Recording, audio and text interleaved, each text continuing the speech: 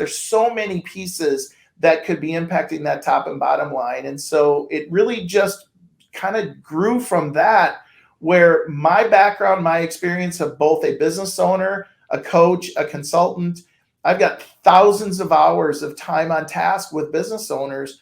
And now what we've done is brought that together with your guys' help through the Brandface process. And I really believe a synergized marketing message, and we're already starting to see the results from it.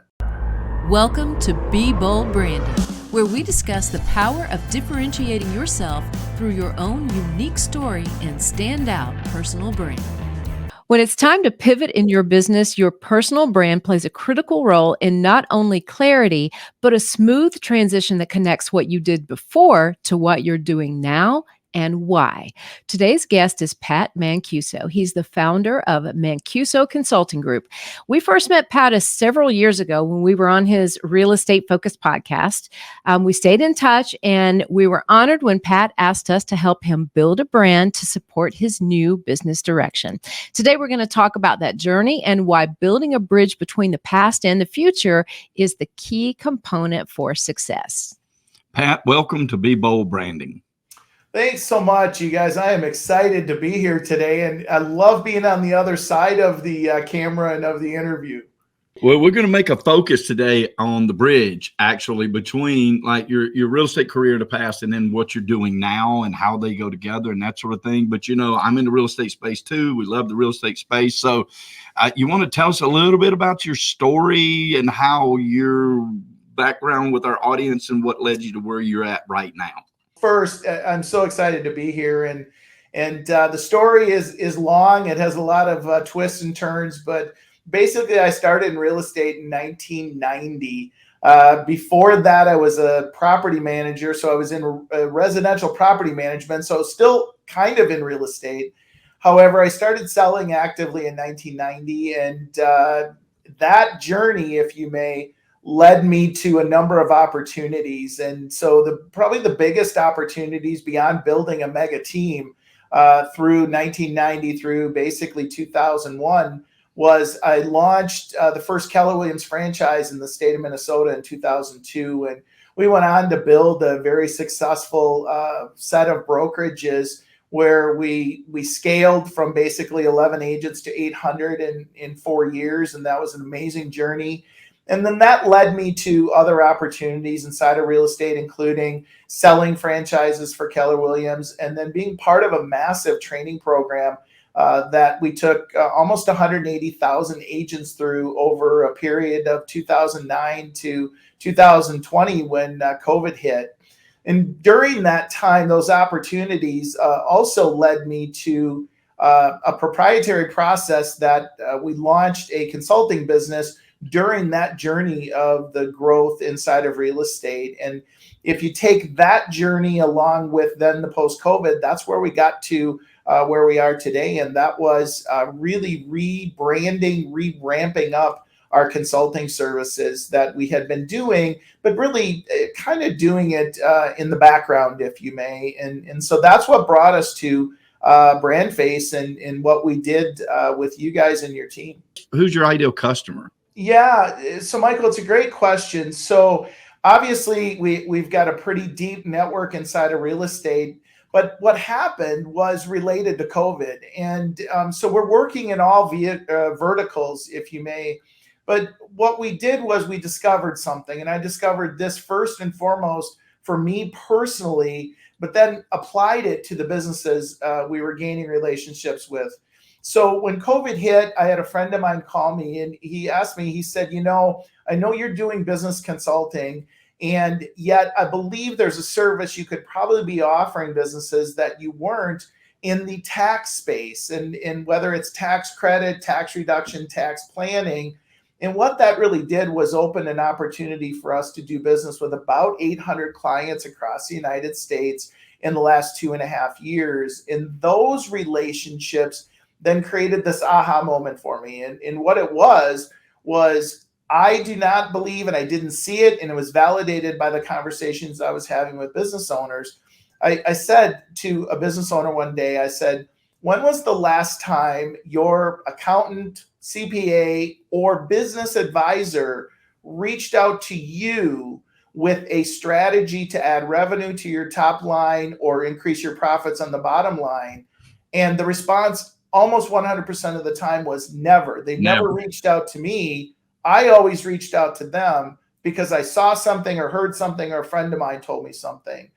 And that was true for me as well. And that was my aha moment to say to myself, there is a niche out there that's not being met. And that is to small to medium-sized business owners with the advice that they need that they're not getting to add to that bottom or top line. And that led us down this journey that we're incredibly excited about right now.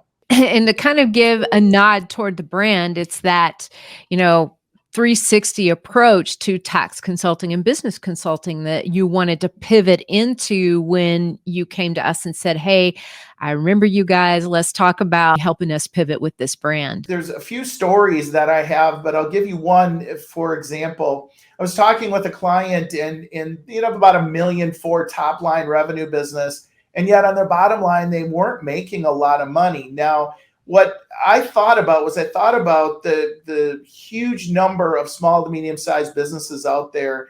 And, the failure rate of businesses is really high, and the amount of time people work in their business is a lot. And they do this because they really want to, at some point, exit that business. I mean, they could go work for somebody and, make way more money in some cases, have better security, and have a better exit. And what pains me is that many of them don't. And so what I saw as an opportunity to fill that void with helping them get to that destination, the reason they got into launching that small to medium-sized business. And, it's things like, and these are very small examples, but there's a tax credit out there called the Augusta Rule. And for just very simple purposes, it's based upon Augusta, Georgia, and the Masters. And it's a tax strategy, if you may, a tax credit that many businesses don't even know about. Now, I'm not here to give tax advice. Let's be clear. That's what the team and the people that we work with do. But basically, in a nutshell, that could be up to $15,000 a year. And I thought about it. I had never heard about that. My CPA accountant never told me about it. And yet think about a business owner who, whether it's that tax credit or another, $15,000 a year times 10, 15, 20 years of business, that's a lot of money. Mm-hmm. And it just pains me because the profit margins on a lot of businesses, whether it's small to medium-sized businesses, aren't huge. And yet they're not getting the advice, whether it's tax advice, hiring advice, business sales advice. There's so many pieces that could be impacting that top and bottom line. And so it really just kind of grew from that, where my background, my experience of both a business owner, a coach, a consultant, I've got thousands of hours of time on task with business owners. And now what we've done is brought that together with your guys' help through the Brandface process. And I really believe a synergized marketing message, and we're already starting to see the results from it. Well, I love to hear that. Yeah, we really love to hear that. That's what it's all about. Well, let's let that segue into the brand now, into the journey of building the brand, because there's a lot of people that listen to this and they listen to us because they want to learn about point of differentiation. They want to learn about like what is really involved in a branding process, because it's a lot more than a logo, a photo, and a tagline. Right. So tell me, first of all, was there anything that you were concerned about before jumping into the program? And you can be brutally honest because, that was before, so it's all good. Yeah. I don't know if concerned. I mean, I think people will always look at the investment, and I call it an investment. They'll always look at the cost and they'll go, okay, well, I can do it. I can go online and get a logo from Fiverr, or I can go online and do this or do that. And what I've discovered is, yes, you can do that. And yet what the end result will be is what I had before I came to you guys and formalized this process. And I did have a logo and I did have kind of a marketing message, but it wasn't consistent. It wasn't coherent. And yet it really didn't come together in the way that it now does. And what's interesting is, since we went through that process, that's tied into everything else we're doing relative to the website, relative to the Vise and Rehance podcast that we're launching, the message now is consistent upon everything we've built from that foundation. And so I think the biggest fear people have is the investment. And yet the investment has, in my mind, has already returned multiples in just the consistency of the messaging that we've done. And the people who have been exposed to it, because we're just at some of the final stages of launching everything, what they've seen, they absolutely love it. And these are, high level people in different fields. And so we're really excited about the end result that we experienced. What would you say is the most eye-opening part of the process? I think, Michael, it's the things that I didn't know, that in the conversations we had with the team and that journey, without that journey, I don't think some of the outcomes, for example, the Mancuso method came out of that conversation. Also, and I have to give Tanya credit for this because it is amazing, and it's all throughout our finalized product. So we were talking one day, and I don't even know, Tanya, how this came out of the conversation, but your amazing brain came up with this. You came up with this: what you don't know is costing you commas and zeros. And as soon as I heard it, I went, that's exactly what we're talking about. Small, medium-sized business owners don't know what they don't know. And what it is it's costing them thousands and thousands and thousands of dollars. And just that alone, in my opinion, was worth the investment that we made in the entire process. Because there's no way, without going through the process, that would have come out of anything. It was based upon the journey, and it was based upon how it was layered on that journey. And so I think, Michael, that's the best way that I can answer that. Is it was a journey, and from start to finish, it was fundamentally built upon the pieces that you guys have established. And that's what I loved.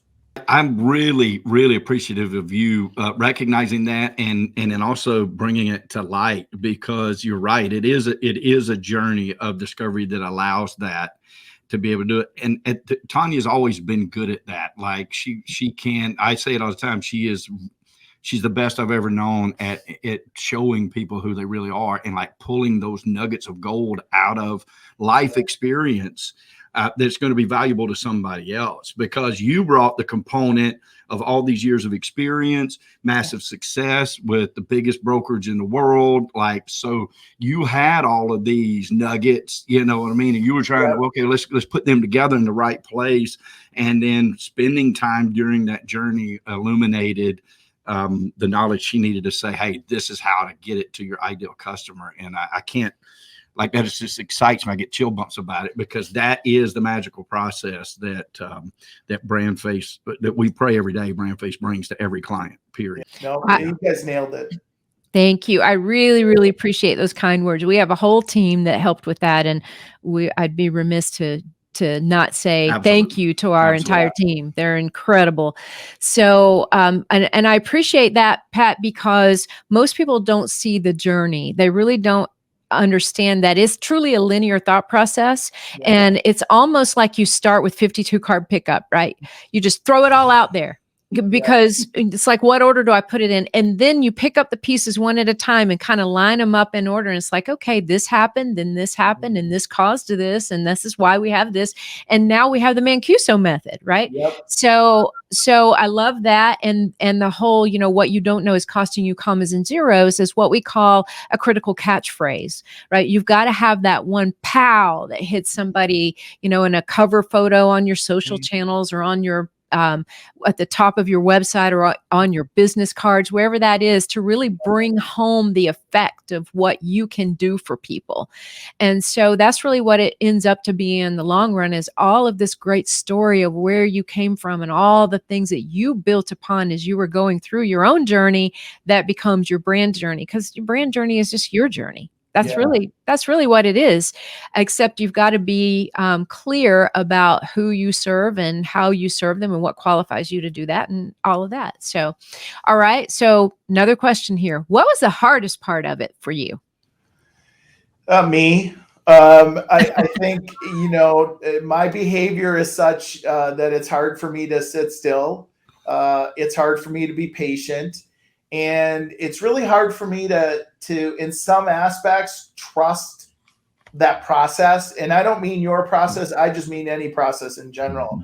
And what I mean by that is, there were times where like I had a vision. I remember in the photos, the background photos, I kind of fought that a little bit, and I only fought it because I had a bias. And when I actually stepped back from it and said to myself, okay, this is why I hired you all to do this, and I'm going to trust in that process. And you guys did some tweaking, and then you came back, and I absolutely loved it. So I think that the hardest part for that entrepreneurial side of somebody is, okay, well, I've got this vision, and yet that's the whole reason why I'm where I was before I started with y'all, was that was my vision. And you guys are the experts. And, I think if somebody is not going to trust an expert, then they shouldn't start down the path. And, we did something very similar just recently with the revision of our podcast. We hired somebody, and what I loved about what you guys did, and it's a fundamental process, is you took me through the process first to identify what the end result would be, and then you created the end result. And so that was probably the hardest part for me, is just is making sure I stayed in the journey and let the journey take it to where it's supposed to go versus me attempting to take it where I think it needs to go. So the hardest part was me. Like what you're hearing? Hit that subscribe button and learn how you can change how you're seen and charge what you're worth. Another great answer. I identify 1,000% over. So do I, actually. Yeah. Whenever you have to like hand something over, especially if it's your baby, if you will, to somebody else, and you have to trust that they see and understand you. And I think that's a huge thing, for entrepreneurs that are used to making the decisions. And now you've got to say, okay, I'm going to hand this over for a minute. I'm still going to make the decisions, but I don't have to see every step of this, right? It's going to be a cake at the end of the day, and it's going to be the cake that I want, but I don't have to know how many eggs you put in it. And, that's hard on us entrepreneurs. I think the other hardest thing, you guys, was the photos. I wish they could have done a better job of photoshopping me in the photos, but it is what it is. That's the authentic part of the brand. Nobody gets photoshopped, right? No photoshopping. No photoshopping. That's right. Hey, we all look back and want to Photoshop something. I guarantee it. For sure. What's interesting about what you just said, it's not just the control factor of us entrepreneurs, because this is how we got to where we are, right? It's like we've taken control of some things, and this is how we got here, and we don't want to give it up. And that's completely understandable. The other thing is the subjectivity of the visuals of a brand. I can't overemphasize that enough. And when I'm going through this right now with another client, happens to be in the real estate arena, and he hated the first round of logos we came up with. Said, did a designer actually design those logos? And I'm going, well, I don't know who else would have, right? I'm really not sure about this, right? The mailman didn't do it. But what happened after I explained it to him, and we had a big laugh about it, after I explained it to him, I said, look, yes, a designer actually designed these. It didn't come out of clear, and no, AI did not design these. And if AI did, what would be the difference if you really loved it, right? But we don't do that. And I said, look, you got to understand one thing. What you look at as things that you love in a logo, if I put 10 logos or even 10 brands before you, you would most likely, without question, hate at least 8 of them. Because in your mind, you're looking for something different, and it's something only you have seen in the past that you're attracted to, that you liked from somebody else's logo or somebody else's brand. And all of a sudden you think anything besides that is inferior. Right. Yeah. And so he's like, yeah, of course, you're right. And so he ended up with an amazing logo that he really, really loves, but it's okay. It's part of the process that it is a subjective thing. You look at one image and you think, I hate that, for a crazy reason or a good reason. Doesn't really matter, right? But anyway. That could be real estate related too, because of course there's no ego anywhere in real estate. I'm sure that's going to upset some of my real estate friends. But of course, that is the deal, right? I mean, we have to take our ego out of the way. And I think the piece, in all seriousness, that's important is, who is your ideal customer? And what lens do they look through? And that's not, that's something you guys absolutely brought out. So a little fun there, and now we get back to business. Yeah. Yeah, but it's a key point It- that like, look, it and I is. love the way you articulated it, the ideal customer's lens, what Right. are they looking at? That's what is important. Like, and we Absolutely. can Truly get is. lost in that. And why we say, you can't read the label when you're the one inside the jar, and all of us have a turn inside the jar. Right. And Yep. so you Yeah. got to get those people. And that is exactly what you do too now in your business consulting, is you're showing those people things. Back to what you don't know, costing you commas and zeros. You're showing people on from the outside looking in, this is what you're blind to. And we all have blind spots, every one of us. Period. Yeah. And I would like to add this, that as part of the process, I was talking about that gentleman who didn't like the logos in the very beginning. I find another thing too. Yes, it should be about how it's perceived through your ideal customer's eyes. No question about that. But I will say at the same time, if that person's not really thrilled to death with what it looks like, they're going to be far less likely to put the brand out there. Sure. And so you've got to find this happy medium. Okay, well, we still need to portray this in the logo. If you don't like that style, it can be portrayed through this style, and let's work with that, which we did. So, but you got to handle that, because it is egos and preferences, personal preferences. They all come into play. Absolutely. The brand's got to be used. It's got to be used. Or it's worthless. That's the true secret to it, is using it and Yeah. watching it reap the benefits of the return from that. Well, and I would also add this is kind of maybe a final ribbon on this piece, is that I now have a marketing asset folder.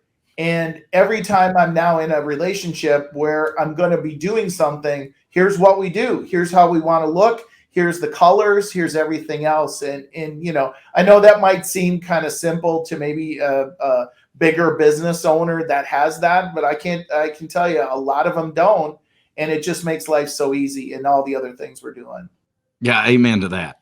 Amen to that. Having it at the fingertips to just say, I love it when we go to do some kind of advertising in my firm, any kind of advertising or something like that. And it's like, oh, well, we'll get you with our designer. I'm like, nope, here.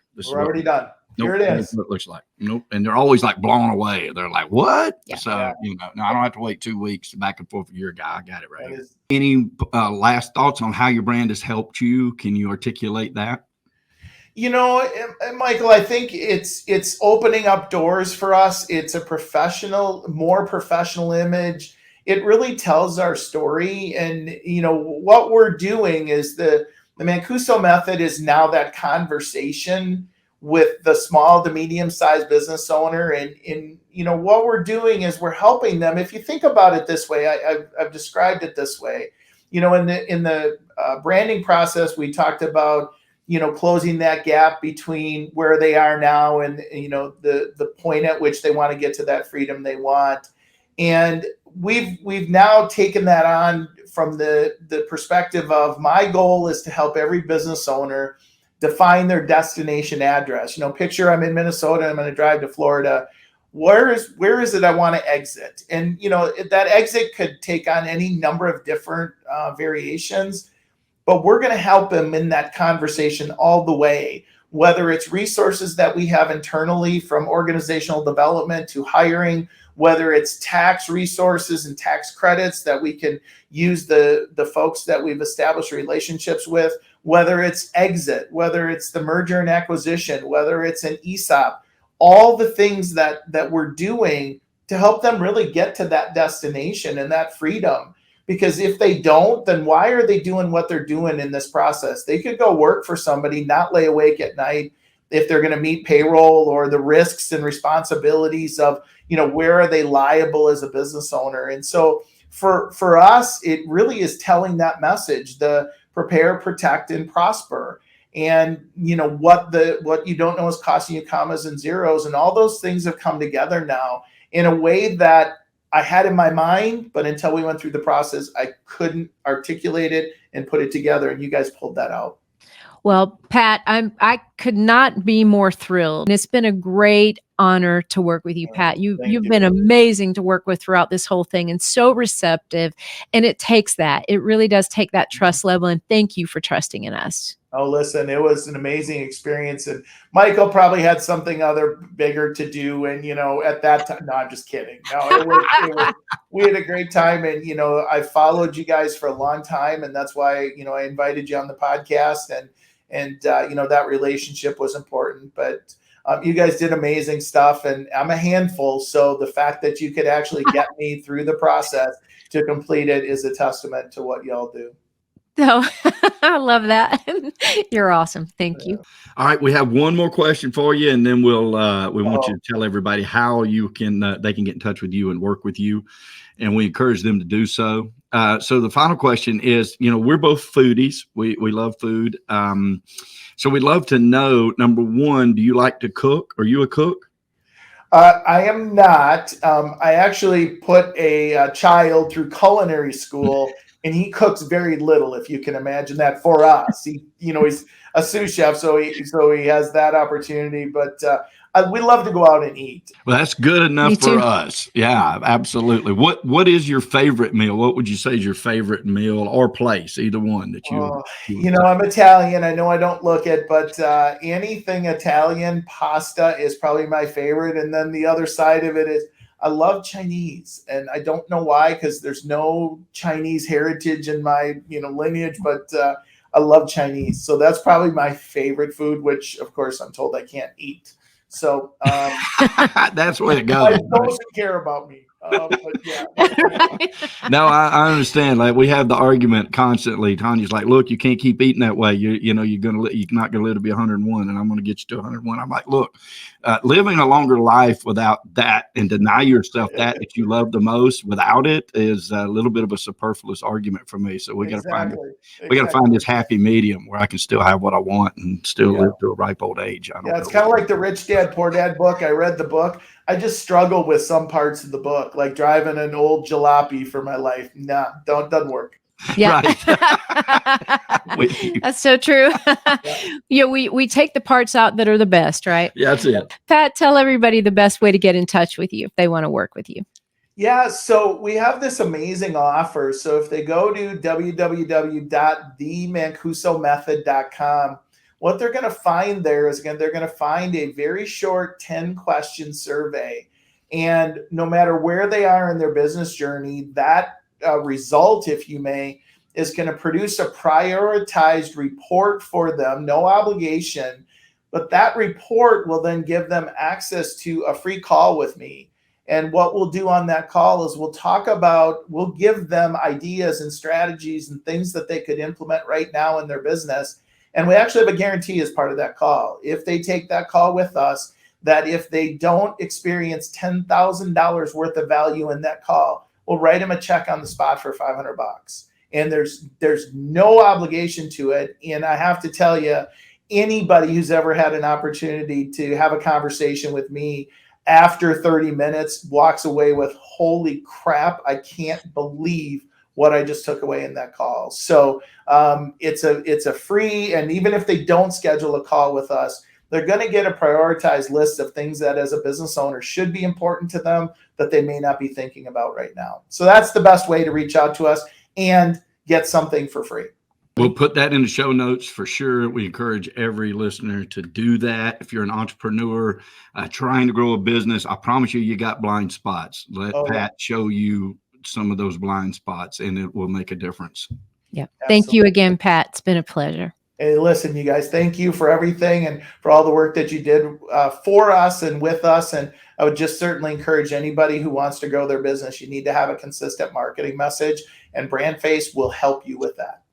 Ready to change how you're seen and charge what you're worth? If you're not getting enough opportunities to meet with ideal customers, or the prospects you're meeting with just aren't ideal, it's most likely your brand that's holding you back. So if you're a coach, consultant, or expert who is on the rise, you need our ultimate guide to a freedom-based brand. Download it free now at brandfaceguide.com.